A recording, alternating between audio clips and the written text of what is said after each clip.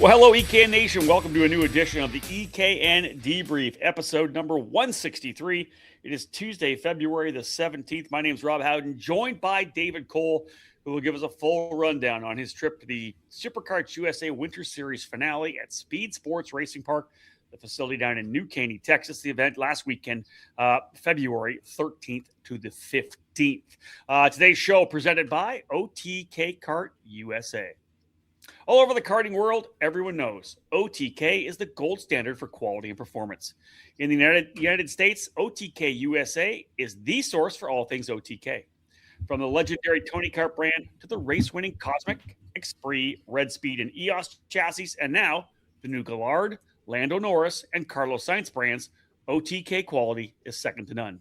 To learn more about a specific product line or to find an OTK USA dealer near you, visit OTKUSA.com. All right, David Cole, let's roll you in here. You'll do the heavy lifting here. You were trackside. It was a much warmer weekend than the last time that you were down at Speedsportz Racing Park. But let's roll into the wrap up of this year's Superkarts USA Winter Series. Yeah, the first ever year of the program at the Speedsportz Racing Park. So got to complete the third and fourth rounds of the 4-round championship, again, a best 3 out of 4 format that they do follow in its 9th season that began back in the 2018. And yeah, it was I guess a kind of a mix, Rob, in terms of weather. Stuff going on. Yeah, Friday we got to wear shorts. That was I got to wear shorts every day, so that was actually a positive. Yeah, it wasn't. Of course you did. The wind wasn't as strong as it was in January when pants were required because the wind was stronger, but we still had rain again. We had a big storms roll in Saturday evening that actually canceled the podiums. We had to push those over to, even though they're indoors, it was severe thunderstorms, and actually they had tornado watches south of Houston. So wow. Again, yeah, and I think that's a typical thing for the state of Texas to have tornado warnings every week. But so again, Saturday began wet because of rain on Friday night, dried out, and then a sprinkle came in during the main event. So it ended with a wet session for the remainder of the program. So yeah, quite an interesting day. At least Sunday was all dry. There were a few small wet spots that were still there Monday or Sunday morning during warmups and even into qualifying. One tricky part is the turn 1, Rob. For shifters, it's one of the fastest parts of the racetrack while turning. Yeah. And there's water running across the racetrack there. So quite an interesting scenario for qualifying on brand new dry tires and a nice little creek, not necessarily a creek, but a nice even stream rolling across the racetrack there. Wow. So, yeah, that's not easy. But in the end, warmed up, got to take jackets off, got to walk around in t-shirts. So by the end of Sunday, so that was good. And again, got all 4 rounds in for the 4-round championship. Let's have a look at the numbers. Back in January, the opening rounds, 231 entries that weekend with a high water mark of 37 in the KA100 junior class. David, very similar. And actually, although we didn't have the massive numbers they had last year in the Winter Series, consistency across the 2 events, which you don't always get, normally a major drop-off, or a large drop-off in the second weekends as drivers who come in for the first one maybe are not in championship contention. They just decided to move on to the Pro Tour. 231 back in January, 228 the end total for the February doubleheader. So, really consistent with only a couple drivers drop. Yeah, last year I believe it was about a 40 entry drop from January to February in Orlando. I mean, obviously record numbers for the Winter Series last year, but yeah, to be as consistent as this was, only three entries difference between January and February is pretty rare to see that. And then again, we had a swap. KA Senior went to the highest number at 43, as KA Junior stayed at about 36. So those were the 2 higher categories. X30 Junior at 34. So those were the 3 that were above the 30 mark. And again, that's still phenomenal numbers. As we keep talking about cadets, we're at the 57 mark. So same, just a little bit lower than it was last year. or last month in January. So across the board, solid numbers. Pro Shifter stayed the same at 15. Pro X30 dropped a little bit to 27. And KA Master dropped 3. One of them being Brent Harper, who found out he actually had a heart attack a couple months ago. Didn't realize it. So what? Oh my God. Yeah, quite an inch. Again, that's the typical Master scenario where, I had a heart attack, so I got to take a little break for racing. So indeed, as David said, good numbers, 228 for the second round of the Superkarts USA Winter Series here in 2026. Pro Shifter holding on, like David said. 43, though, for KA100 Senior. Good numbers all around, all told. And again, as we said, for many people, kind of the precursor, the tune-up for the Superkarts USA season. They'll all look forward now to the Pro Tour opener at the Winter Nationals in Tucson. Looking forward to that one for sure. Yeah, I got to imagine that the numbers are going to be a little bit bigger than this for the Pro Tour. We're going to get some more Western guys heading to Tucson. You might get the drop off of Eastern guys not going all the way to Tucson, but we're going to get the bump up in the shifter category, of course, because the Pro Tour is the primary focus for shifter kart racers here in the U.S. So, I would assume majority of those that were there in Texas are going to be planning on going to Tucson here at the end of March. So look for similar numbers when we get to the Winter Nationals. Yeah, that's what I'm thinking as well. All right, folks, first segment of episode 163 of the Debrief is in the books. We'll move on to the next one. Quick little break. When we get back, David's going to give us a look at the Paddock Pass presented by Kart CRG USA.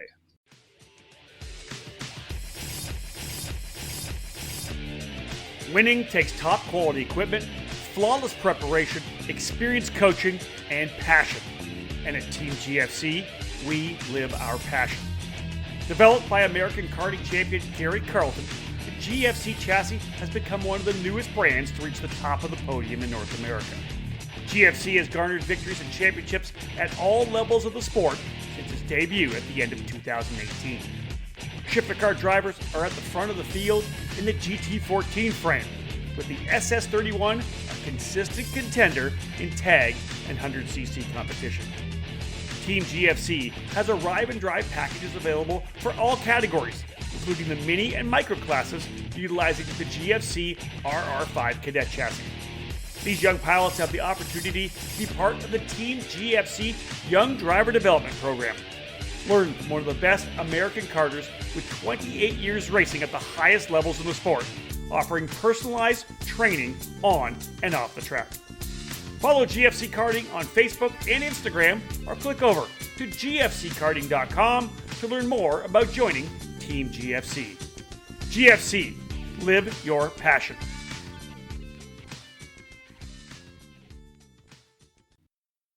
Welcome to AIM Sports and the groundbreaking Micron 6 karting data logger. Since its inception, AIM Sports has been at the forefront of motorsport technology, revolutionizing how racers gather data. From its early days, AIM has tailored its innovations to provide precise insights, allowing racers to fine-tune their strategies and push their limits. Fast forward to today, and we're excited to celebrate 30 years of Micron by introducing the latest evolution in karting data loggers, the Micron 6. Designed with cutting-edge features, including 25Hz GPS with mil-spec precision, a 6-axis inertial platform, shift lights and alarms, temperature inputs, and a host of wired and wireless expansions. With 2 CAN buses, Bluetooth, and Wi-Fi, it's perfect for karting enthusiasts looking to enhance their game on the track. With its advanced suite of sensors, high-speed data acquisition, and easy-to-use interface, the Micron 6 delivers unparalleled performance on track. Whether you're a seasoned pro or just starting out, this powerful tool helps you analyze every turn, every lap, even every heartbeat. Imagine a tool that not only records your lap times, but also analyzes parameters like speed, tire temperature, driver inputs, and engine performance. With the Micron 6, you'll gain insights that can shave seconds off your times and elevate your skills behind the wheel. Don't just drive, be data-driven. Join the AIM Sports community today and equip yourself with the Micron 6 to take your karting experience to the next level. Visit aimsports.com to learn more. AIM Sports. 30 years of Micron.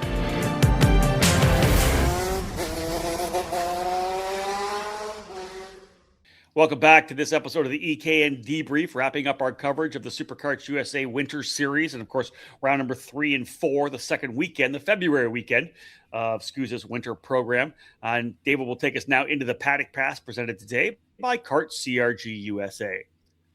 CRG is one of the most iconic brands in karting, and we're primed and ready with new material and a never-ending focus on winning. Kart CRG USA is the North American distributor for all CRG products.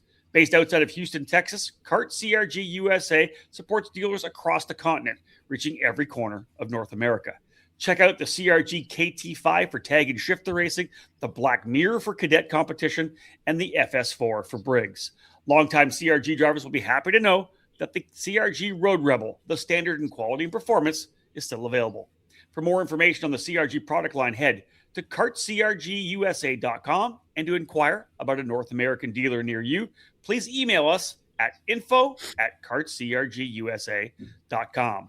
All right, David, you got a quartet of notes here for us. What do you got? What are you going to start with here in the Paddock Pass?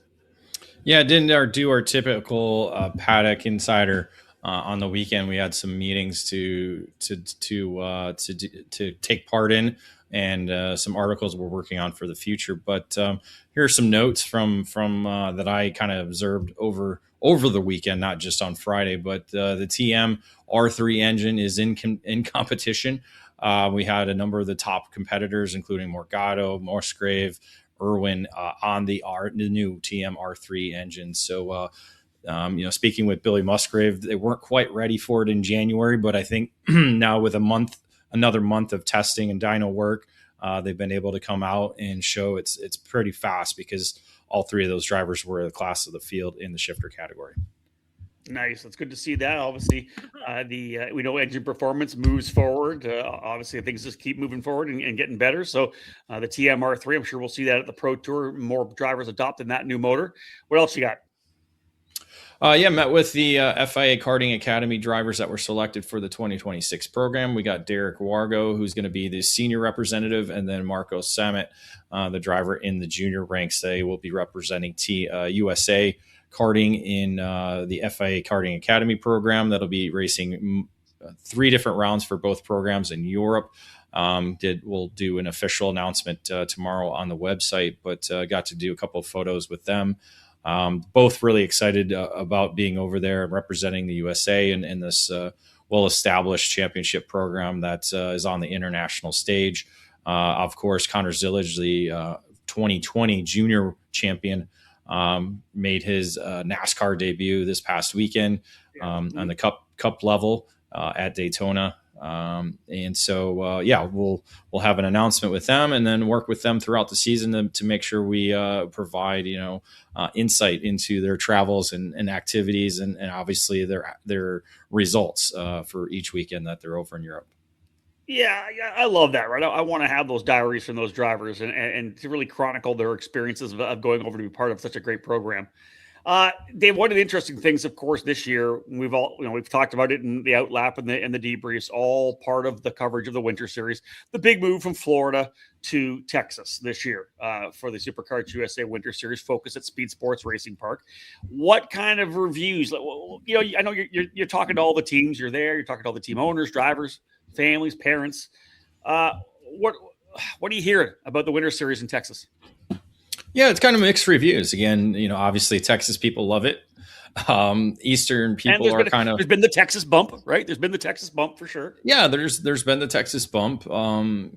Probably a good handful, 20 drivers that typically wouldn't run the Winter Series are racing this year. But then you got some of the Eastern teams a little frustrated about having to travel to Texas twice, and then now traveling all the way out to Arizona for the first 3 months of the season. So there's a little frustration there. The track is certainly challenging, so I think that adds another element to it, because asphalt's different. It changes. This racetrack changes a lot, and of course we had the weather that impacted that as well too. So not quite sure if all of that is where the negativity is coming from. But again, there's just frustration, I think, just because it's just a lot of change going on within what everybody's been used to for the last 9 years in terms of the Winter Series being in Florida. So I didn't really hear too much of that from the West Coast people or West Coast teams that are based there. Certainly like a team like Rawlison Performance Group, they split up and they did their Florida-based program plus the program here in Texas. So they were split up that way. But, like the Nashes and, other teams that are kind of based out of the West Coast, there really wasn't any negativity towards it. Obviously, a little bit less mileage for them to travel rather than going all the way to Florida. So, but mostly, it's quite interesting because I think it more has to do with results on the racetrack than anything. Those that struggle, those that, I mean, let's be honest, right? Those that struggle just did not like being there. And those that showed well didn't really have any complaints to say. So, you always have that. So that's why you always have to take it with a grain of salt and look at it that way. Because again, this is Superkarts USA is here for a reason. They like this facility. Alan Rudolph is great to work with for them, and they can call this home for 2 months and then be able to move on with the rest of the season, including their Pro Kart Challenge. They've already had some SKUs of Mexico events as well. So there's a lot of stuff going on within the organization.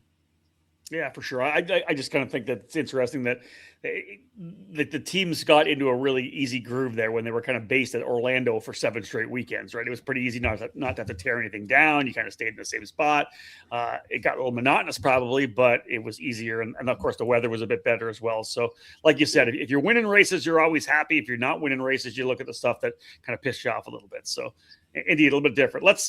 A note here that I'm looking at. You got here track limits tested for second weekend. Give me some insight on that. So something we didn't really have an issue with during the January Winter Series event was turns 8 and 9. There's actually concrete poured alongside the curbage, both corners, the double right-hand corners that are there in the middle of the racetrack. Well, during the 2 Rotax weekends, those areas were deemed legal to be run on. And you saw 4 carts basically going on the inside of the curbing, most of the time for passing zones, but also for rain weather, for the wet weather conditions as well too. So there wasn't track limits called throughout those 2 weekends for Rotax. And nothing was said or emphasized until Friday when official practice began. And Superkarts USA said, hey, we are deeming that 2 wheels must be inside the track limits. You must not carry 4 wheels on the other side of the curbing or the white line. So track limits will be enforced. And I didn't have the time. I was going to do that at the end of the podcast and look at that, but I didn't have time. But you look at, I will say, if you want to take a look at KA 100 Senior on, I believe, Sunday, and I got to say there were 20 different track limit violations or cut track penalties called on that day. That was a big story. And again, you got to look at it from both sides. You got the teams and mechanics looking at trying to save the machines because doing that cut through or the extra concrete was certainly damaging to chassis. And nothing was said until Friday. So teams were testing Wednesday and Thursday using that line. So so guys were getting used to using that, then told not to use it. Believe me, there's an advantage. I was told by one person it could be 3/10 a lap. But wouldn't surprise me. Yeah. I mean, you're essentially cutting the racetrack. So, and again, for passing maneuvers, it's a great area to go to because it gives you that extra room on the inside. So that way you're not potting the person next to you you're trying to pass. And it definitely opens up the racetrack a lot more. There you have it. David Cole's insight, the Paddock Pass, brought to you by Kart CRG USA. Off to another quick break when we get back. Time to dive into the race report. We'll start heading class by class, starting with Pro X30 and Pro Shifter. We'll head and look at the Pro Show drivers after this break. Left without a mechanic or crew to help you at the kart track or in the garage? Kart Lift Kart Stands is your solution. The company, founded in 2003, is now owned and operated by Ted Fashing out of Cokato, Minnesota, and Ted has decades of knowledge and experience with fabrication. Kartlift takes pride in both our quality and our personal customer service that we provide on the phone or at the track. Kartlift kart stands can be found at racetracks all over the country. If you race alone, or if you're a parent with a cadet or junior driver, let our one-man winch lift make your race days easier. Position the hooks under the rear bumper, push the button, and your cart is raised into position and you're ready to go. We also have Kartlift stackers for storing 2 carts at once, traditional cart stands, single and double upright storage stands, tire changers, and skid plate kits. Race teams and shops can contact us about our state-of-the-art chassis straightening table. If you have an idea for a custom stand, Kartlift can build it for you. All products from Kartlift are made in the USA. Kartlift kart stands are available at many kart shops around the country, or you can order online at kartlift.com. For more information, give us a call at 877-777-8020. That's 877-777-8020. Get a Kartlift today. History, success, family. Those are the 3 words that can describe Comet Kart Sales, one of the longest tenured karting businesses in the United States. The family-owned operation located just outside of Indianapolis has provided carts, parts, and services for thousands of racers in the near 6 decades of business. Their online store features everything you need, continually adding new parts to their product line. From full karting packages, new engines, spare or replacement parts, and safety gear, find it all at CometKartSales.com.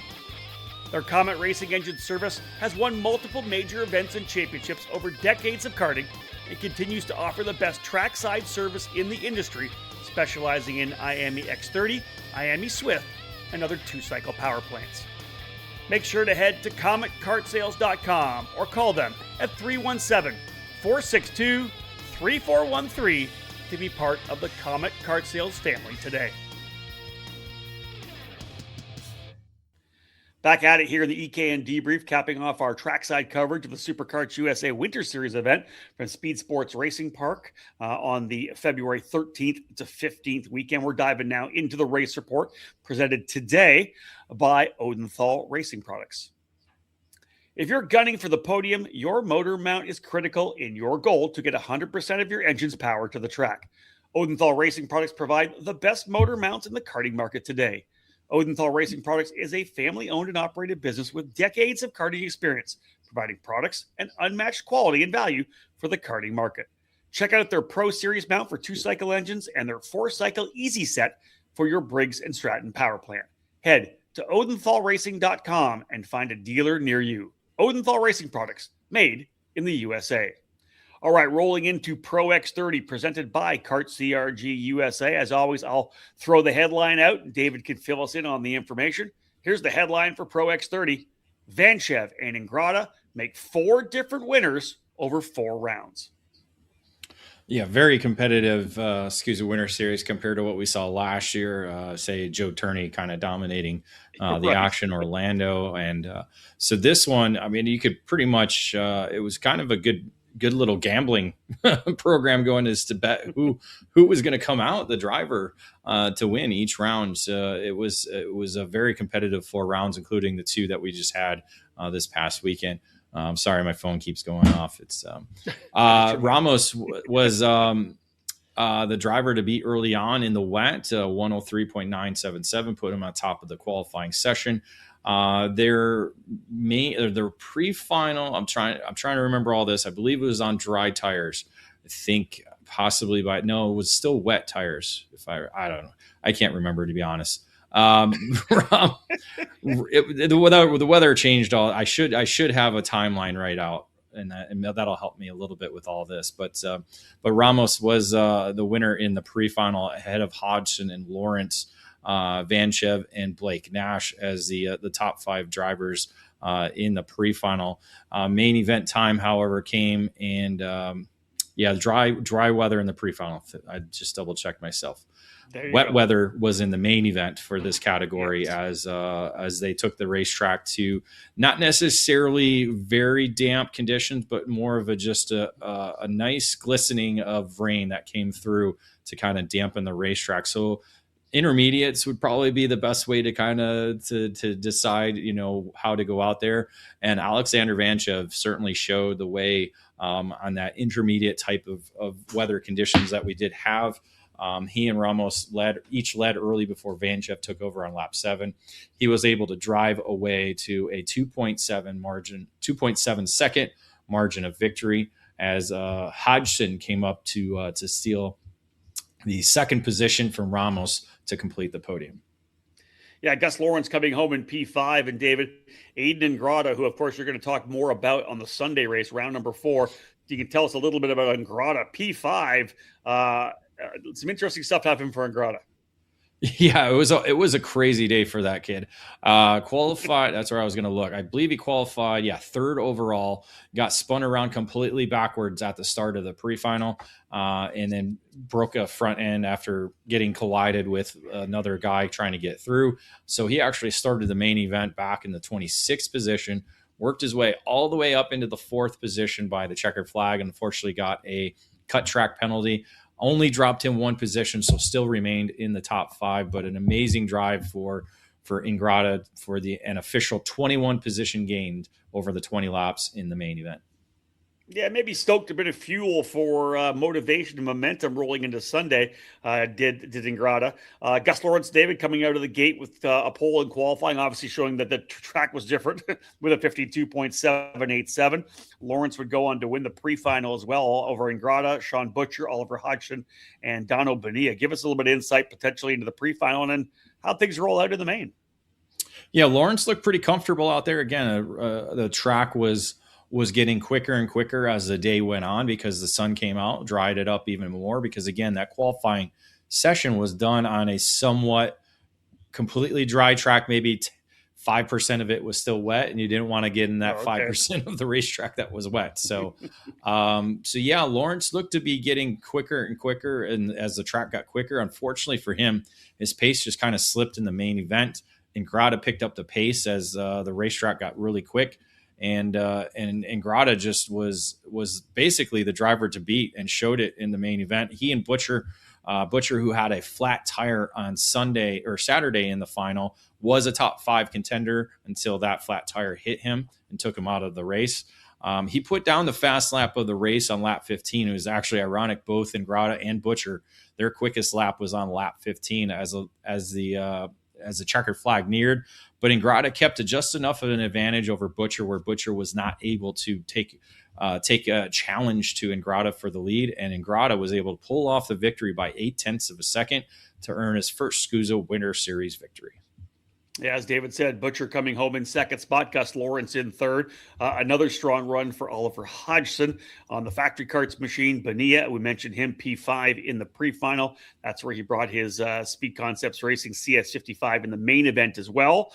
David, 4 main events throughout the 4 rounds of competition. Who ends up coming away with the championship in Pro X30?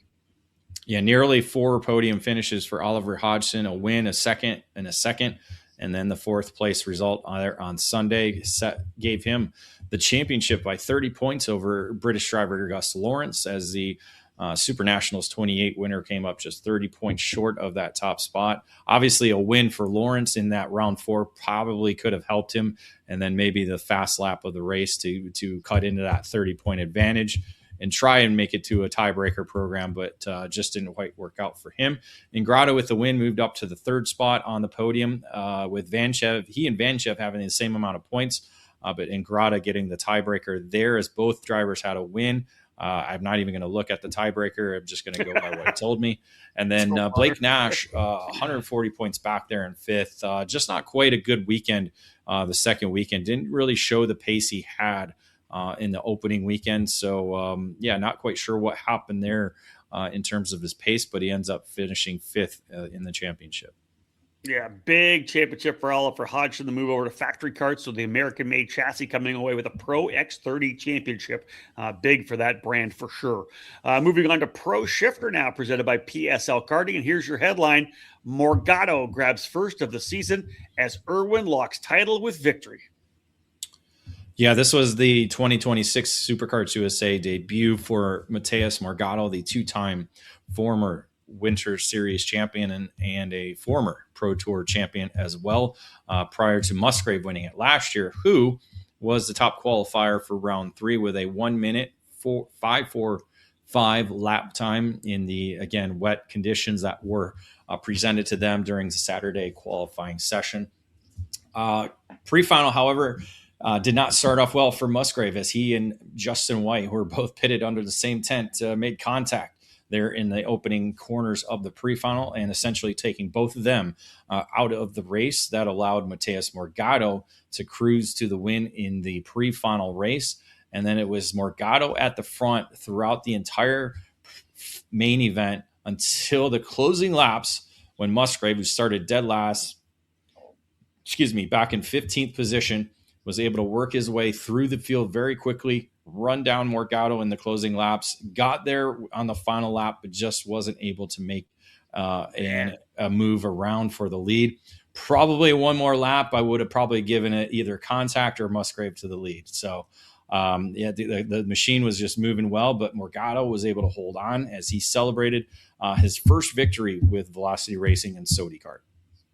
Yeah, so Morgado with the win, Musgrave in second, J. Irwin third, Gavin Bailiff ends up in fourth, and Justin White rounds out the top 5. And just think about the championship that's kind of rolling out there too. Musgrave had a good run, Irwin had a good run. David, they roll into Sunday. Musgrave in the dry conditions, 49.958 rather, his second consecutive pole of the weekend, ends up winning the pre-final over Irwin as well. White, Bailiff, and Morgado the top 5. The Musgrave versus Irwin seems like it was an interesting, obviously, day. Talk about that. We can obviously get right into the championship afterwards as well. These two drivers going at it for 2 weekends in Texas.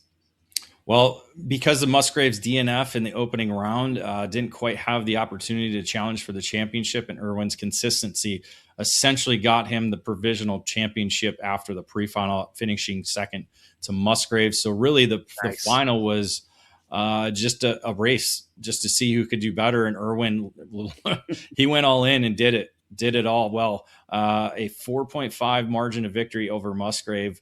Just didn't look like Musgrave really had the setup for the track conditions. Again, a changing track every session they were on. Again, qualifying, we had that little bit of wetness that, again, they were probably 7/10 off their times on Friday in Sunday morning qualifying. So again, track conditions changing. Again, going into the pre-final, probably better conditions that they had than qualifying. But then you go in the final, and sun's beating down on the racetrack. Probably a little bit of a greasier track than you'd be used to. But yeah, Musgrave just did not quite have the setup to be able to compete with Irwin. Irwin, the only driver to drop into the 49s, a 49.999 as his fast lap. Done on lap 11. And again, that helped him pull out to that 4-second victory for his second of the series. Yeah, as David said, essentially for the main event, Irwin having locked it down in the pre-final, able just to get out there, put the hammer down, and have some fun. It leads and wins by 4.5 seconds. Musgrave second, Morgado third, Justin White in the 4th spot, and Ashton Henkel rounding out the top 5, meaning 2 Birol Arts in the top 5, along with Factory Kart, SodiKart, and Maranello. Championship goes to Irwin, as David had said, 86 points up on Musgrave when it was all said and done. Drops all calculated in. Bailiff third. David, Bailiff in 3rd spot. He didn't get a chance to drop the note here, but an issue for him in the main event on Sunday. Yeah, basically stalled it at the start of the main event, fell all the way to the tail, got himself back up into the 5th spot. Probably could have got a few more positions. Unfortunately, the exhaust popped off, both springs breaking on that TM power plant, and so DNF recorded for Bailiff. Otherwise, he probably would have been second in the championship. Yeah. I wonder that. Okay, so White ends up P4, and Cooper Becklin rounding out the top 5 in the championship standings. Off to our next break. When we get back, we'll continue the race report brought to you today by Odenthal Racing Products. We'll roll out KA100 Senior, KA100 Junior, and X30 Junior, all in this next segment. Wins at the sport's biggest races, as well as championships across all levels of karting, pack the resume for NitroKart. The NitroKart brand has made its statement as the best, fastest, and most reliable cadet chassis on the North American karting market. If you want to win in cadet, both in 2-cycle and 4-cycle competition, get a NitroKart and join the team. Team NitroKart will be at all major events, trackside with Ryan Perry Motorsport, the official race team. Owner Ryan Perry and his RPM operation carries the full selection of NitroKart chassis and parts, while also providing the same driver development focus as NitroKart owner Nick Tucker. You can also join the Team NitroKart race team at all major 4-cycle races this season. Led by longtime NitroKart tuner Cody Johnson, Team NitroKart will be at all the major Cup Karts North America events with arrive and drive opportunities available for all ages. Nitro Motorsports is a true karts-to-karts driver development program that is already gaining success after launching in 2022. Victories and championships in the Trans Am Series has highlighted the team's start, along with the success in the new GR Cup by Toyota. Current and former karters can take advantage of this unique ladder system with NitroKart and Nitro Motorsports. Visit NitroKart online and find them on social media. NitroKart, race one or chase one. The karting championship that's taken Europe by storm and helped launch today's top open-wheel stars is now in the United States. Introducing Champions of the Future America. Champions of the Future America is a 9-round series that welcomes drivers across multiple classes, including Mini, KA100, and X30. Champions of the Future America tours 2 of the Southwest's premier karting facilities, K1 Circuit in Southern California and Spring Mountain Karting Complex in Nevada. Drivers will compete across 8 unique track layouts in pursuit of a prize pool valued at over $130,000. The ultimate reward? Our X30 Pro champion will win an all-expenses-paid trip to France for a 3-day Formula 4 training camp at the legendary Winfield Racing School at Circuit Paul Ricard. Learn more about Champions of the Future America. Register now at championskartingamerica.com. That's championskartingamerica.com. Back at it in this edition of the EKN Debrief, capping off our coverage of the Superkarts USA Winter Series for 2026. The race report continuing, brought to you by Odenthal Racing Products. Rob Howden here alongside David Cole. KA100 Senior presented by Orsolon Racing. Here's the headline on the weekend. Vanchev celebrates double win day while Lloyd doubles to claim title. Yeah, a lot of doubling up here in the KA Senior category. As we talked about, Vanchev was able to pick up a Pro X30 victory on Saturday. He actually started out the day with victory in KA100 Senior. So, excuse me, his first double up in the senior ranks in 2026. The day began actually with Texas driver Landon Skinner on the GFC for Norbert Racing Academy, setting the fast time of a 106.271. But it was Vanchev that came away with the pre-final win ahead of Cash Perkins, Donovan Bonilla, and Colin Lloyd. Actually ended up being a 4-driver lead group that included Vanchev, Bonilla, Lloyd, and Mateo Rubio Luengo up front. Unfortunately, that's when the rain returned. As I said, it was kind of like a brief sprinkle, just enough to make the racetrack wet to where did not go well for the dry tires. So guys were running the rain line in the dry tires. So it kind of shuffled things up, and Vanchev took advantage, getting away as the wet track was his advantage, pulling away to nearly an 8-second margin of victory at the line. He actually crossed the line first. It was Colin Lloyd second, Mateo Rubio Luengo in third, Finnegan Bailiff in fourth, and Juan Paramo in the 5th position. But penalties shuffled everything up. I'm not going to get into the specifics of all the different penalties because there's too many. We'll go with Mateo Rubio Luengo promoted up into the 2nd spot.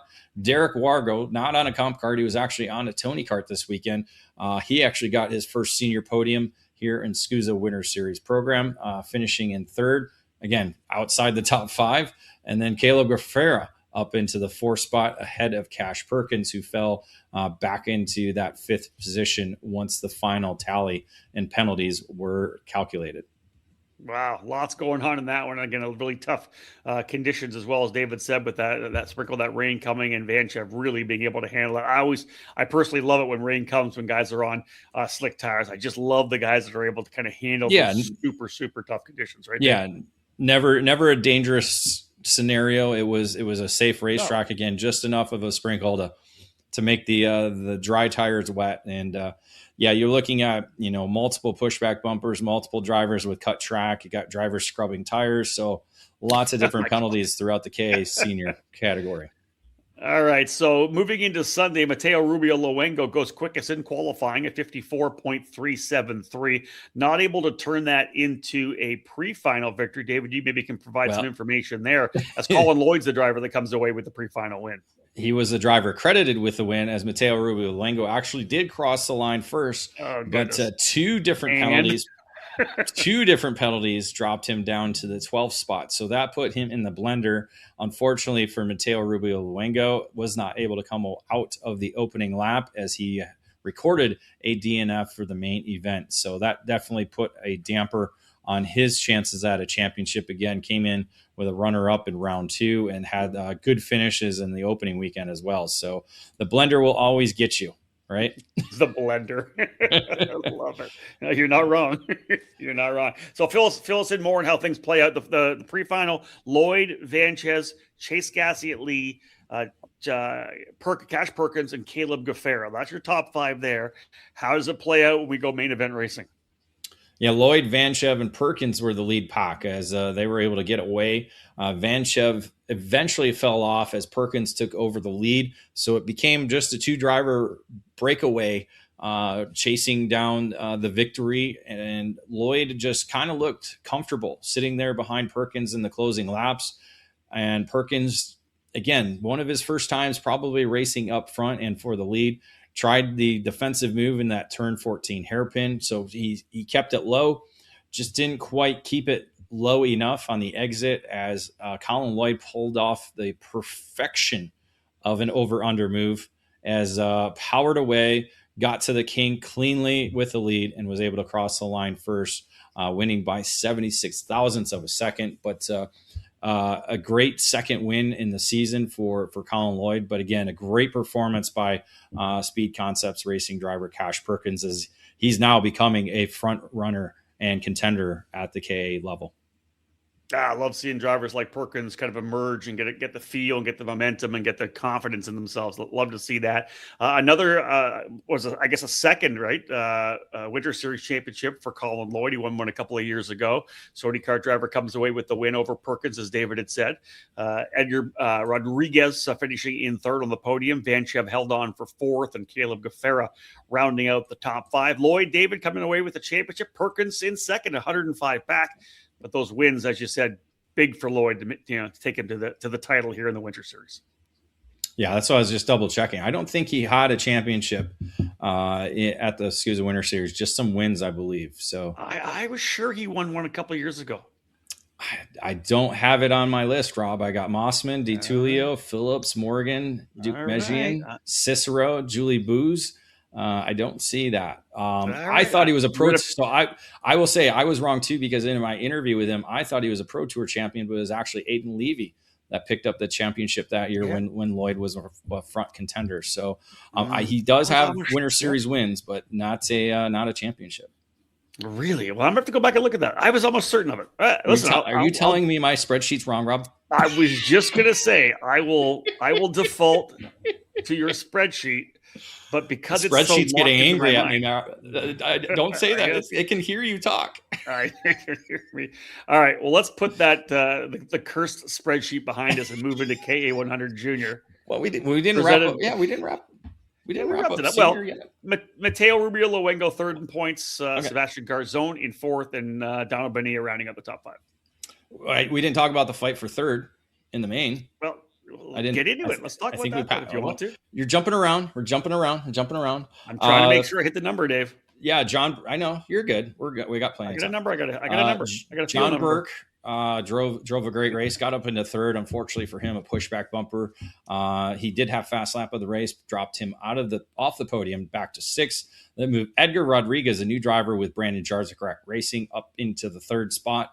Vanchev back to fourth, and then Guevara in the fifth position. And again, Lloyd Perkins, Mateo Rubio Luengo, Sebastian Garzon, who did not have a great weekend, and then Donovan Bonilla, the top five in the championship. There you have it. All right, moving on to KA100 Junior, presented by TKG Barrel Art USA. Here's the headline. Katowski and Orbezo win as Goldsmith takes title. Yeah, very competitive season in the KA Junior category, something we expect and have seen before. Again, 4 different drivers winning in this category, so that's not part of the title, but it is part of the story. Katowski came away with fast time in qualifying on a wet track of 106.144. Unfortunately, he dropped back to fourth as Travis Pettit was able to take the win in the pre-final ahead of Nico Orbezo and Nathan Golseth. Main event was 4-driver fight that include those 4 drivers. Pettit actually was part of it, got shuffled back actually. So it was Golseth, Orbezo, Murphy, and Katowski that were up front battling for the lead. And Katowski just showed a little bit more strength than the other 3 drivers, put himself up into the lead and kind of just took control of it and was able to fight off the drivers as they desperately tried to get around him in the closing laps. And Katowski took it to the checkered flag, winning by 49 thousandths of a second. Yeah, Goldsmith must have pulled alongside him being that close at the line, David. Yeah, it was a try of the over-under. Didn't quite get that, and just, again, tried it again through the kink and up to the line. So very close finish there for sure with all 4 drivers right there. 49 thousandths of a second, the win for Katowski. Golseth ends up in second. Tristan Murphy third. Nico Orbezo in fourth, and Gabriel Balog rounding out the top 5. Golseth, as David said, lined himself up to try to take a run for the title. Qualifies pole on Sunday and ends up second to Orbezo in the pre-final. David, lining things up for what looked like a pretty good run for Golseth. A little bit of an issue at the start of the main. Yeah, I got shuffled off the racetrack, fell all the way back to 31st at the start. So not exactly what Golseth was hoping for when the green flag waved. So up front, it was a 2-driver breakaway as it was Nico Orbezo and Tristan Murphy. And the funny part was, again, trying to listen to Xander calling it because, again, I couldn't do all the math, trying to do everything throughout the weekend. And sounded like Murphy needed to win in order to try and claim the title and take it away from Golseth, who came in as the championship leader into the main event. So Golseth was dropping this round no matter what with the way his main event started. So Murphy had the opportunity to possibly take over the championship with a win, but Orbezo just proved to be just strong enough to keep Murphy at bay, and Murphy couldn't even respond there in the closing laps as Orbezo took the win comfortably, this time getting it for good. He was a provisional winner back in January, but had that win taken away. So Orbezo got to celebrate his first victory of the season.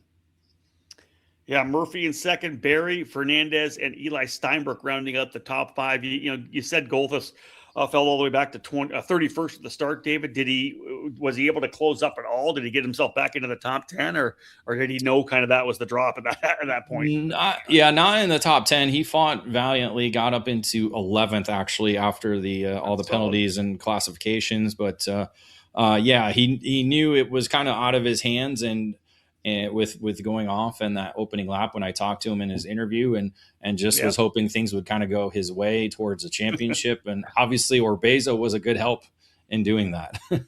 Yeah, no doubt about it. Sometimes you have to have somebody else step up for you. As David had mentioned, 15 points separate first and second. Listen to the entire top 5 too. Goldsmith ahead of Murphy by 15.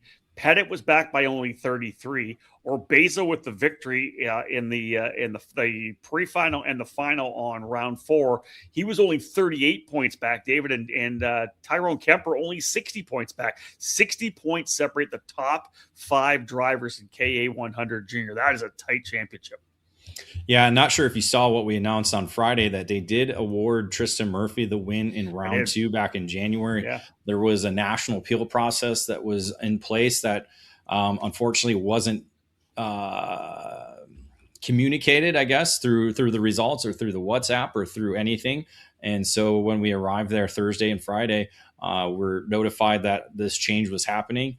So Superkarts USA is going to relook at that procedure and make sure that notifications are sent out and people know that there is an appeal process in place or going on.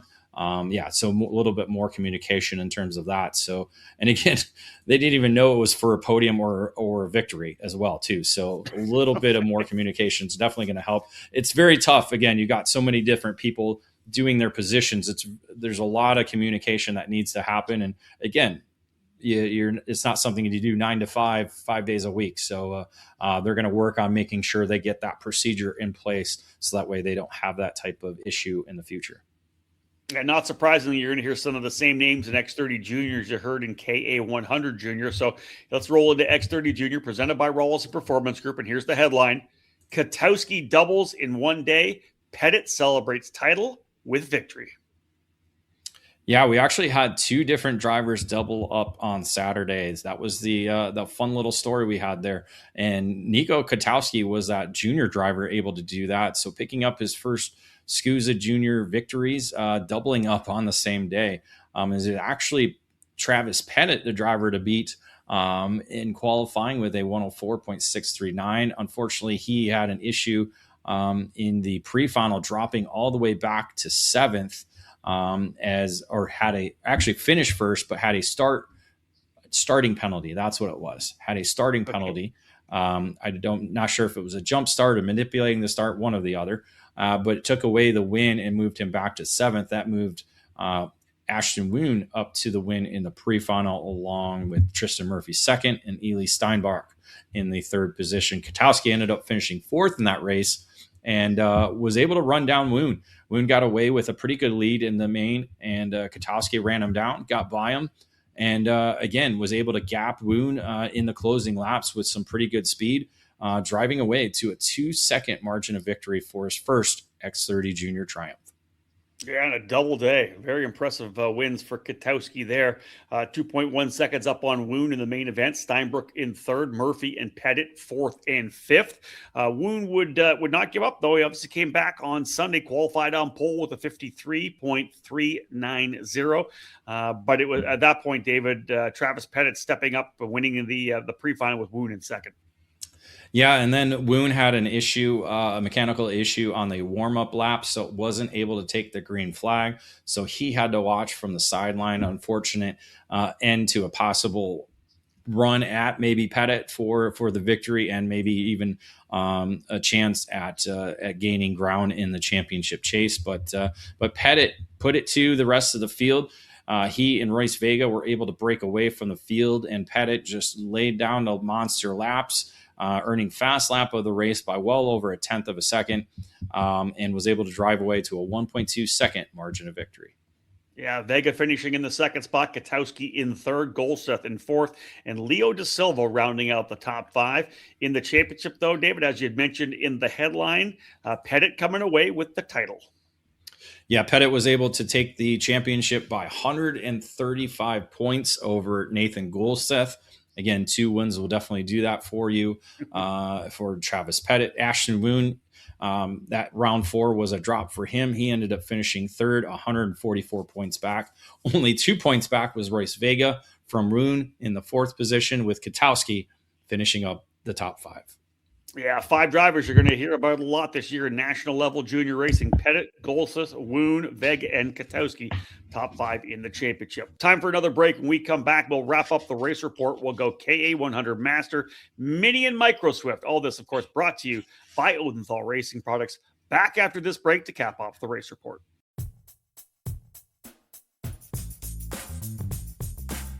Established in 1999, PSL Karting is a powerhouse within the North American karting industry and around the world. PSL Karting is your complete source for all Bureau Art products as the North American importer, providing this top quality product through both their expansive dealer network and through the PSL Karting superkarts.com online store. Whatever you need is available 24/7 online, including safety gear, parts, components, and full karting packages. PSL Karting is the importer for the Birol Art, Charles Leclerc, Kubica, and Barrichello brands of karts, all in stock and ready to hit the track.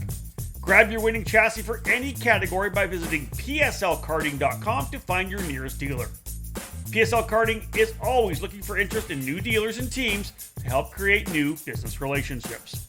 Drivers looking to take their talent to the next level can join the Birol Art North America race team, competing at all major USA and Canada events this season.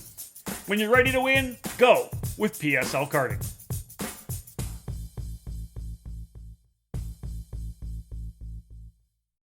Fast, fair, and fun. Ignite Karting offers you all of that at an affordable price.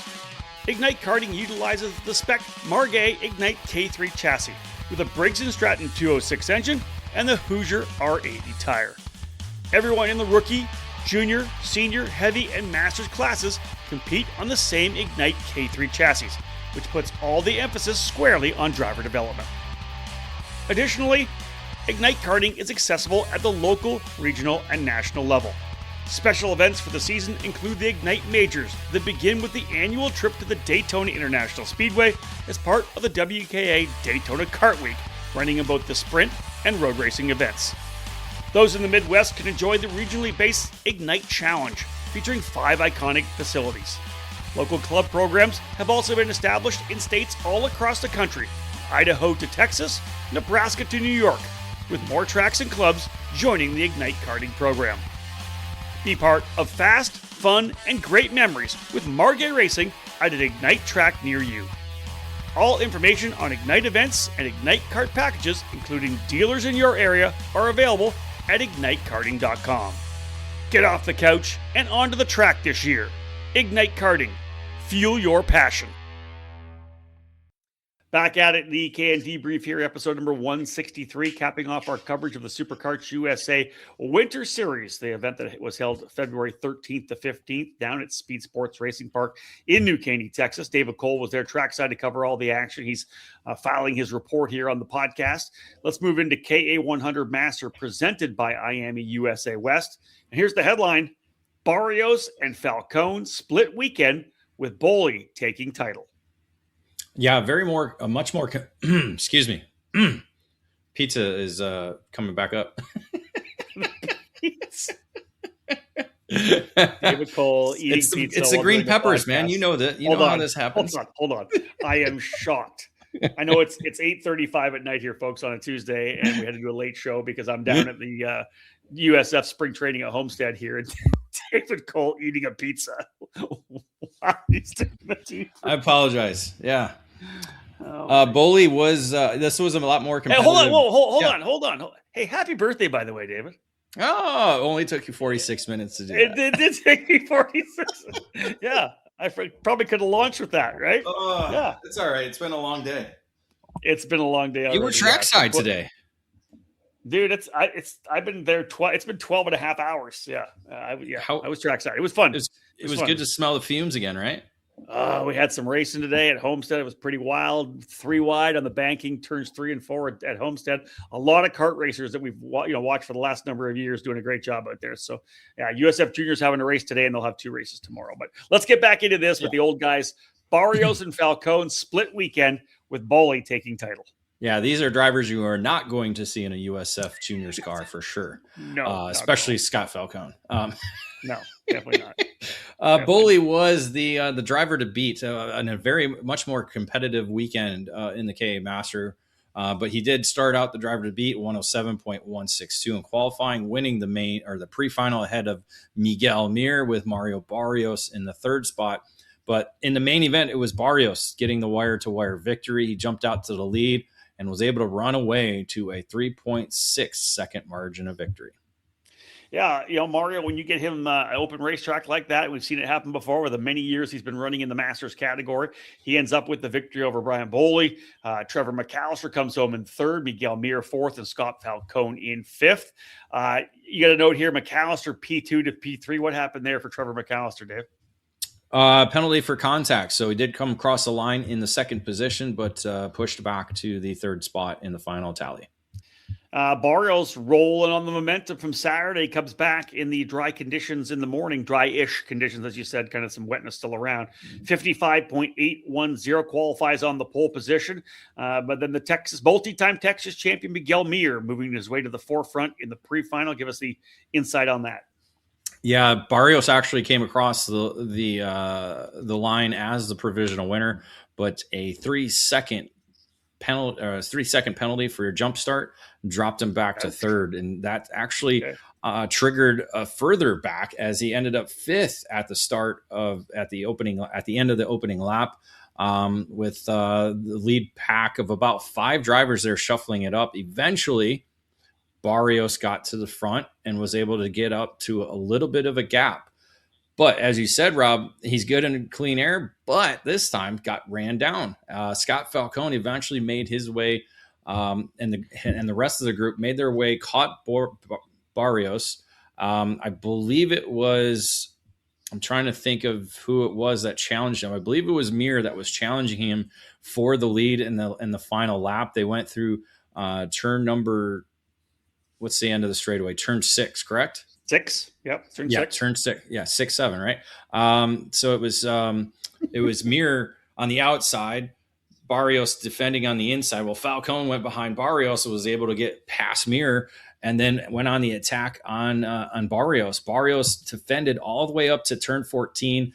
Unfortunately for him, went too deep into turn 14 and pushed completely to the outside while trying to hold the inside line. And that allowed Falcone to pull the over-under, and the entire Orsalon racing tent, which is situated right there in turn 14, erupted in screaming and yelling and joy as Falcone was able, or the gringo as they call him, was able to get to the checkered flag first for his first SCUSA Winter Series victory of the season. I love it. Just a tenth of a second ahead of Barrios at the line. Mir ends up in third, Carlos Calderon in fourth, and Brian Boley rounds out the top 5. All told for Brian Boley, after that big weekend, David, back in January, he ends up winning the championship by 60 points over Barrios. 130 back was Miguel Mir, 152 back was McAllister, and Falcone, who struggled a little bit in January, that win, of course, on round 5 on Sunday, bouncing him up into the top 5. Yeah, again, very competitive last day and last weekend. So unfortunately, we won't see these guys on the Pro Tour. They're just a Winter Series category as of right now. I'm not sure if I did not hear anything further on that, but yeah, we won't see for the first time since the Pro Tour started any Masters category racing on the Pro Tour. Sign of the times to a certain extent. Let's go to the Mini Swift category presented by Paranzino Chassis Jig. Here's the headline. Nitro Kart sweep with Brody and Stoffel winning and Manalio earning crown. Yeah, again, very competitive mini field. Some drivers there for their second year. Some drivers coming up from the micro ranks. Last year, Manalio, a second-year driver in the mini ranks. He set a 109.064 to lead the way in qualifying. Was able to take the pre-final win as well. It was he and Flores and Mason Brody that were up front battling for the lead. Eventually, Manalio kind of slipped back.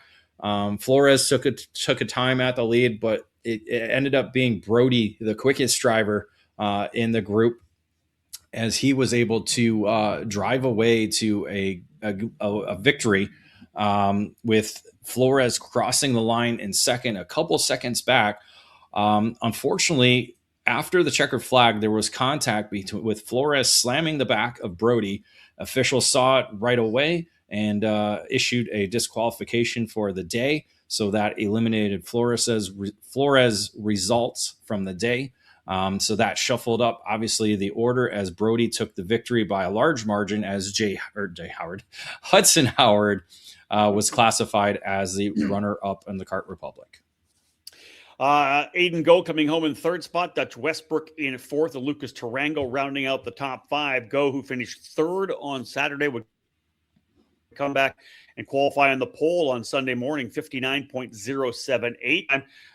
It's Brody Stoffel, who ended up working his way to the front of the pre-final. David, he and Mason Brody, first and second. Howard, Westbrook, and Nico Salazar rounding out the top 5 in the pre-final. Any notes from the pre-final, or can you dive right into the main event action? Yeah, diving in right into the main action, it was Stoffel, Brody, and Flores at the front of the field. Flores was able to work his way from outside the top 5. I believe he had a penalty that's the reason why he was outside the top 5. So he came from 7th up into the lead group. They battled throughout the main event. Eventually, Flores was able to cross the line as the provisional winner. Unfortunately for him, a cutting track penalty dropped him off the top of the podium and into the 5th position, moving Brody Stoffel up to the top spot for his first SCUSA Winter Series victory in his mini rookie season. Dave, lots of penalties you're saying here, multiple penalties shuffling the top 5. Yeah, multiple penalties shuffled up the order. So we had Stoffel taking the victory, Jake Manalio moving up into the 2nd spot after penalties, and Aiden Go finishing in 3rd. Lorenzo Lopez in the 4th spot, with Flores classified as the driver in 5th. Yeah, big overall couple of weeks for Jake Manalio. He wins the championship over Brody Stoffel by 47 points. Hudson Howard in 3rd, Mason Brody in 4th, Lopez rounding out the top 5. But Manalio, David, big one for him. 2nd place in round number 4. Good enough to lock down the championship in the Mini Swift category. Yeah, I think he's kind of showing as the more experienced one. Didn't quite have the Sunday he wanted to have. Did get promoted up there into the 2nd spot. Had some issues in the main event on Saturday that dropped him out of the top 5. But again, this is going to be a very competitive mini group throughout the rest of the season. Micro Swift presented by Team Bennick, and David talked about double wins on a weekend. But David, let's talk about this one. Headline for Micro Swift: Katowski complete sweep for championship. Yeah, it was not the dominating weekend that he did have in January, where Katowski swept every session of the opening weekend of the SCUSA Winter Series. Here he started off as a top qualifier, 110.219, but it was Dusty Strayer, the Texas driver, that broke up the perfect streak for Katowski as he took the pre-final win. But Katowski struck back in the main event, laying down the law as he drove away to a 3.4 second margin of victory and a wire-to-wire performance in the final. Max Santana coming home in 2nd. Strayer, Lee, and Pena round out the top 5. As David said, a wire-to-wire win for Katowski. He just kept the steamroller rolling coming through to Sunday. Qualifies on pole with a 60.243. Would win the pre-final over Francisco, Strayer, Santana, and Romeo Ferrante. David, let's talk about how things rolled out, though. Not a wire. Well, let's say not wire-to-wire. I can't say that. But let's talk about how things rolled out in the final. Yeah, not even a win on track for Katowski. It was a 3-driver breakaway, including Katowski, Dusty Strayer, and Tristan Francisco, right? I got that one correct. I believe it's Tristan. So. No. Yes. Is it Liam? Liam is the older one. Tristan. Liam, yes. There you go. Liam is the older one. Tristan younger. There we go. Yeah, so those were the 3 drivers that broke away. Good little battle. Unfortunately, coming to the white flag, Francisco and Strayer made contact. Francisco got the worst of it as Strayer did not give him enough room to come back on the racetrack after side-by-side racing there through turn 14. And Francisco went spinning around in the grass and ended up facing the wrong direction. So he fell all the way back down the order. Up front, Katowski took over the lead, but Strayer ran him down. The two went side-by-side, banging side pods as they came down to turn 13 and turn 14. But Strayer was able to come through and take the lead and cross the line as the provisional winner. Unfortunately for Strayer, the contact with Francisco was a penalty, dropping him. Looks like I didn't finish the order there in the script. Let me pull up the results there. But the penalty to Strayer promoted Katowski to the top of the podium. So Katowski ending up with 4 wins in the 4 rounds for the SCUSA Winter Series. Yeah, sometimes you win them on the racetrack. You go wire to wire, like David said on Saturday. Sometimes you get the penalty, and it moves you up, and it just pays off to run clean. Yeah, so Strayer actually dropped down to the third spot with Max Santana promoted up into the second spot. Bo Wyatt in the fourth position and Wiley Lee in fifth. So there's actually three Bennett karts there in the top five. Nicely done, man. For Lee, a couple of top fives on the weekend as well. Nicely done. Katowski comes away with the championship by 160 points over Strayer. 18 points back from Strayer was Francisco. And then Max Santana and Wiley Lee rounding out the top five. That's it for the race report. Again, today, the race report brought to you by Odenthal Racing Products. When we come back, our final segment, we'll look at the Constructors' Championship. We'll wrap things up, and we'll look at the EKN Trackside Live race calendar. Ready to step up your game? Joining the Rawlison Performance Group is the obvious choice to take your racing to the next level. Industry-leading driver development is provided by our staff of multi-time national champions, Super Nationals winners, and Team USA members. And at the same time, RPG continues to be a national-level powerhouse race team. Our goal is to help you raise your game and win races. We work with all age groups and are focused on developing those cadet and junior drivers who are ready to take the next step in their racing program. Rawlison Performance Group has set a new standard with our in-house engine program, AVP Engines, headed by Alex Vincent. AVP has become the benchmark in IAME competition. We have the largest OTK inventory that follows our race team, providing trackside parts at all the major events in North America. RPG also offers multilingual support with French, Spanish, and Portuguese-speaking staff. If you want to fight for championships or want to improve your skills and your chances to win, the answer is to call RPG at 503-260-4514. The Rawlison Performance Group. We race to win.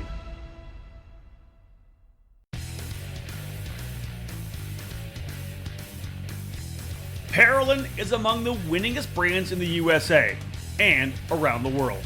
The Parolin Le Mans full-size chassis for junior and senior classes and the Parolin Opportunity model for cadet divisions have earned success weekend after weekend at all the major championships and events in both the USA and throughout Europe. The Parolin chassis lineup also includes the Invader shifter, along with the Daytona 4-cycle chassis and the Delfino Kid Kart. Carters can head to the ParolinUSA.com website where the entire chassis line and parts are available to you, with shipping available all across North America. Parolin USA partners with several companies and race teams across the country to provide a strong dealer network to represent the brand locally and at the national level to support drivers throughout North America. Get on the chassis that's winning. Drive a Parolin. Welcome back to the final segment of this edition of the EKN Debrief as we wrap up the Superkarts USA Winter Series coverage. David Cole, of course, trackside at Speedsportz for both of the races. A couple of Constructors Championships for you. One here on the weekend for actual wins, and we'll have a look at the Constructors Championship for the actual titles as well. Dave, let's start with the race wins on the weekend. Who came away big? Yeah, only 5 brands this time. We did have a pretty diverse field of winners in the January weekend. This time only 5. We had Burrell, Art, and Cosmic, each with 5 wins on the weekend. So a big weekend for those 2 brands. Certainly PSL Karting and Trinity Karting Group with a Burrell Art. You got RPG. And the Katowskis. Well, that's, Trinity Karting Group. Yeah. Cosmic wise, you got RPG and you have Racing Edge Motorsports from Canada picking up wins in for the Cosmic brand. Tony Kart, Sodi Kart, and Nitro Kart, all with 2 wins on the weekend.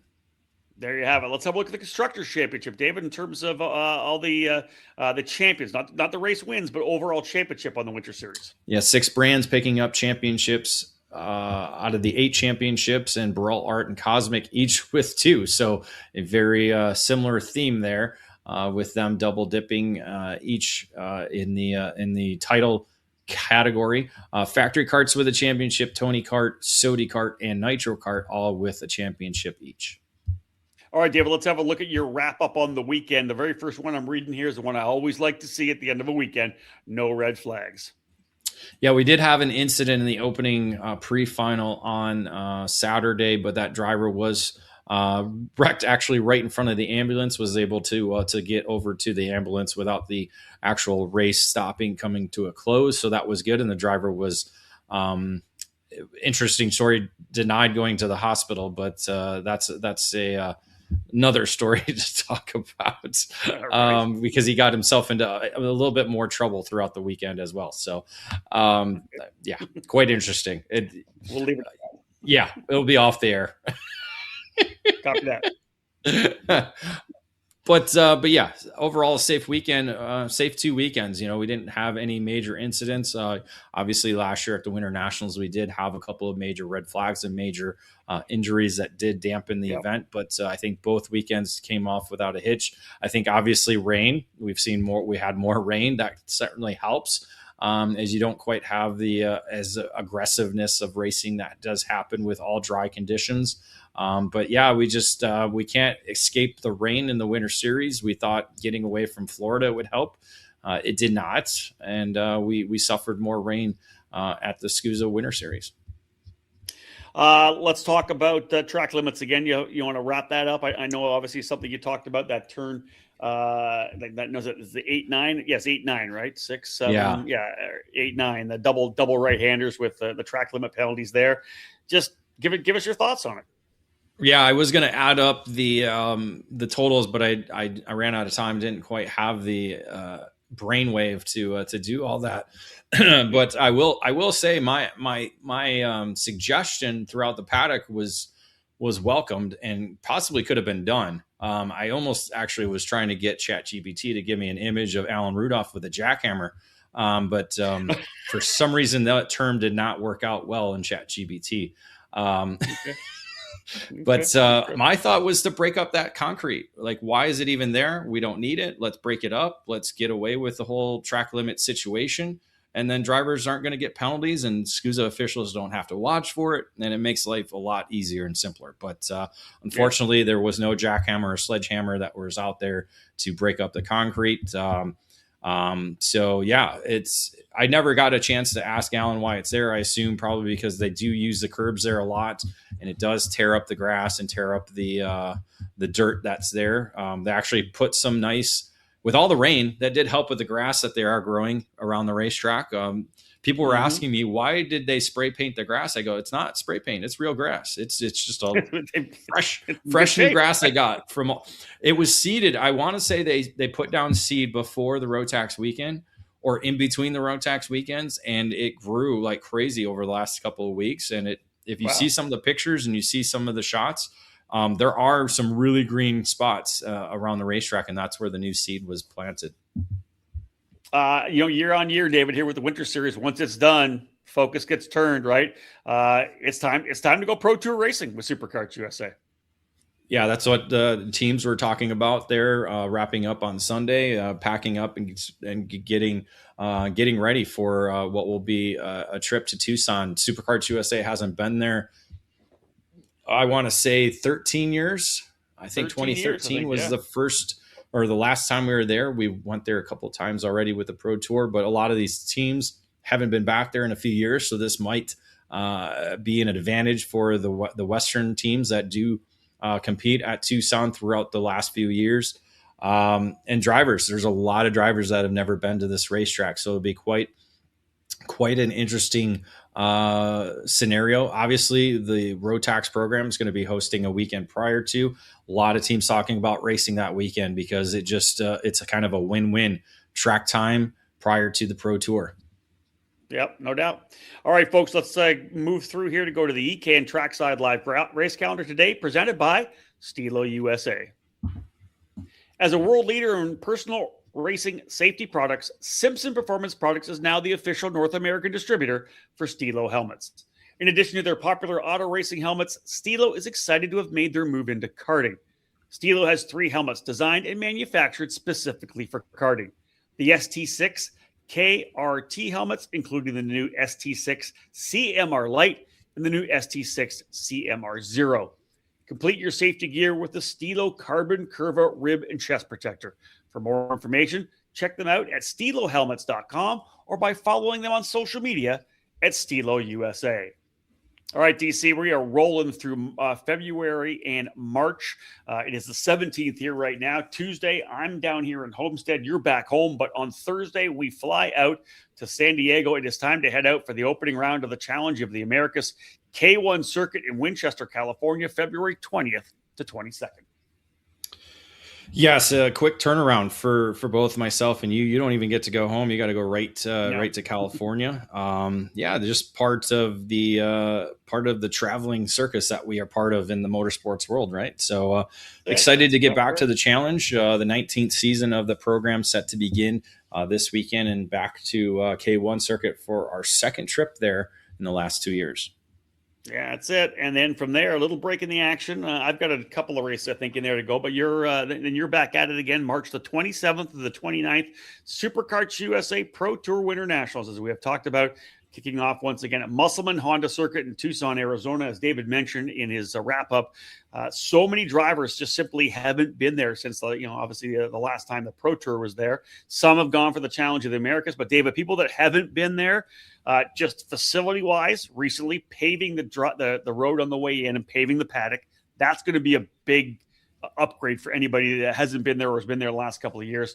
But it's just a racetrack, David. I think it's one of the best racetracks. Pure, look, the layout itself, one of the best pure racetracks in the country. 6-7 overtaking opportunities. I just love calling races at that track.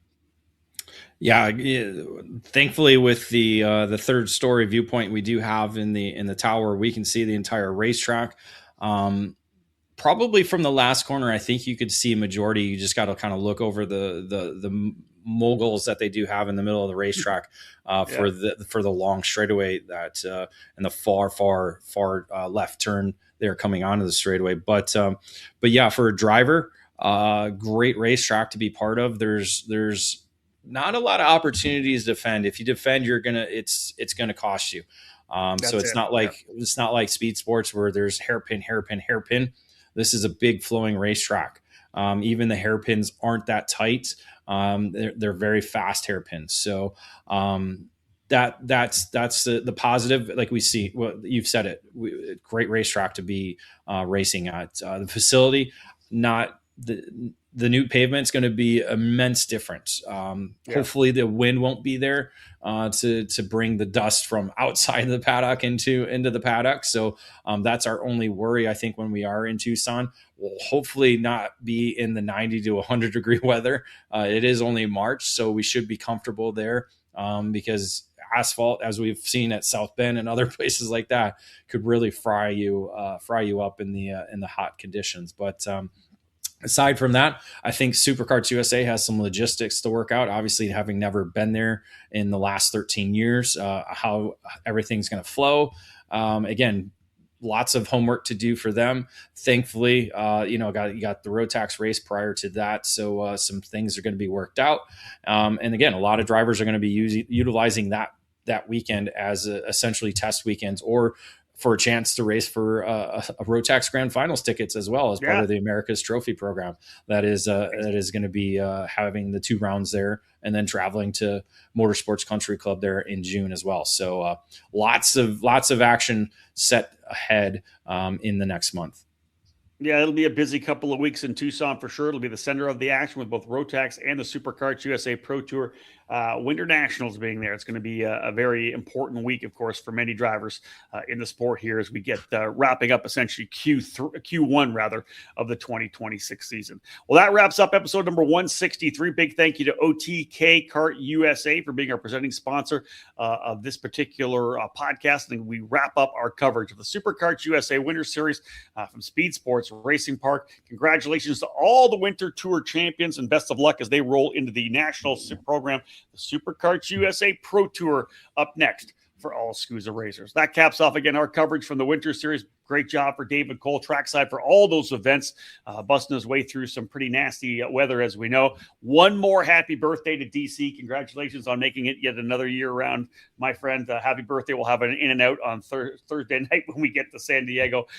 Otherwise, folks, we are done for this episode of the podcast. Thank you so much for tuning in. On behalf of David Cole, my name's Rob Howden. Bye for now.